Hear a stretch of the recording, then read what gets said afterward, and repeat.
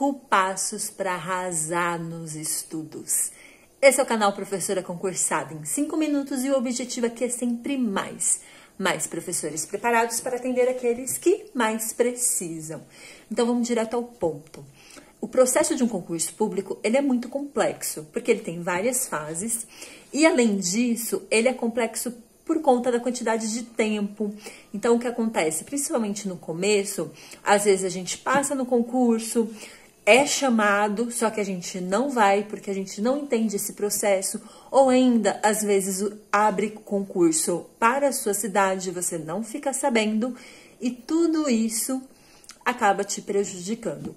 Então, pra gente, inclusive na parte dos estudos, é tanta coisa para estudar que a gente fica totalmente perdido. Então, justamente para te ajudar nesse processo, para te dar tanta vantagem quanto qualquer outro candidato que já está aí há anos estudando, é que eu resolvi fazer esses vídeos para te dar um direcionamento melhor. Eu acho extremamente importante, foi isso que faltou para mim, por isso que eu acabei demorando muito para as minhas conquistas, e eu não quero que isso aconteça com outras pessoas. Então, 5 passos para você arrasar nos estudos. O primeiro é o simulado. Eu já fiz um vídeo específico sobre ele. Vá atrás, veja. E o que é o simulado? A gente só aprende a ler como? Lendo. A gente só aprende a andar de bicicleta andando de bicicleta. Qualquer coisa que a gente vai aprender, a gente só aprende fazendo aquilo. Então, o simulado ele é extremamente importante. A primeira coisa para você tirar todos os monstros e medos daquela prova, e você vai fazer esse simulado não só uma vez.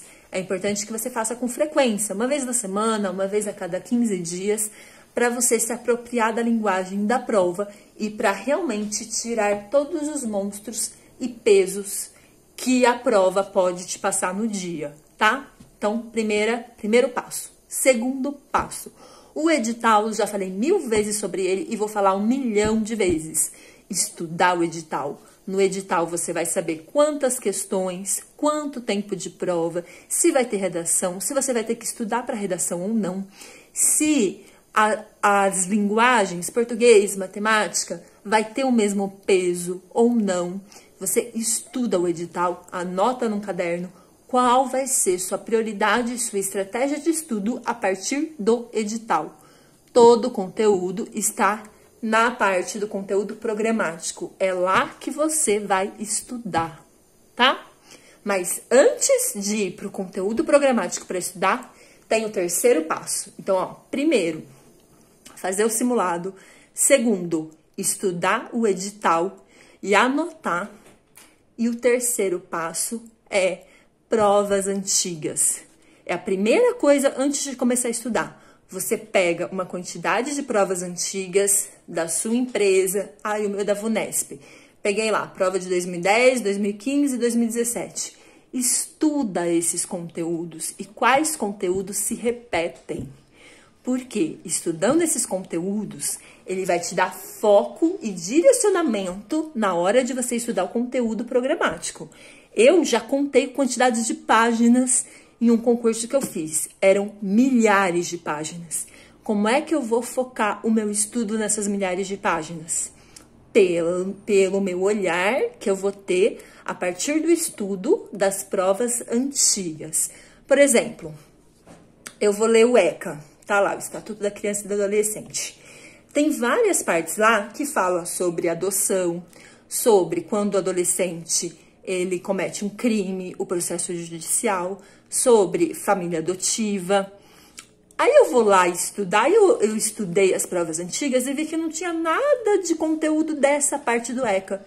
Então, para que eu vou ler e vou estudar essa parte? Mas aí eu vejo que nas provas antigas repetiu muito sobre o direito das crianças, sobre de quem que é a responsabilidade da educação pelas crianças. E é nisso que eu vou focar o meu olhar sobre, por exemplo, qual é a definição para o ECA da idade de criança e de adolescente.